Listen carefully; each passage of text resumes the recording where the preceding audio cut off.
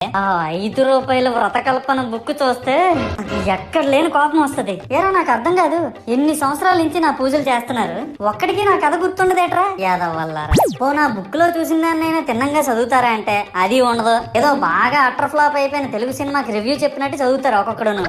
ఇంకా తర్వాత 9 రాత్రుల పాటు నాకు ఎన్ని సినిమాలు చూపించాలో అన్ని సినిమాలు చూపిస్తారా.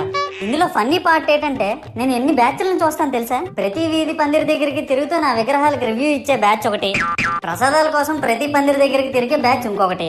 ఇంకా దరిద్రం ఏంటంటే నాకు కొట్టిన కొబ్బరికాయలు ఏమైనా మిగిలిపోయేమో వాటిని తీసుకెళ్లి పచ్చడి చేసుకుందాం అనే బ్యాచ్ ఒకటి.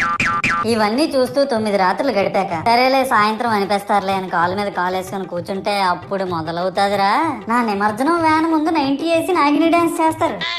అంటే నాకు అర్థం కాదు, 9 రోజులు వాళ్ళతో కలిసి ఉన్నానని నన్ను కూడా వాళ్ళ ఫ్రెండ్ లా ట్రీట్ చేస్తారా ఏంటి? అబ్బా అబ్బా అబ్బా అబ్బా, మునిగినంత వరకు మనశ్శాంతం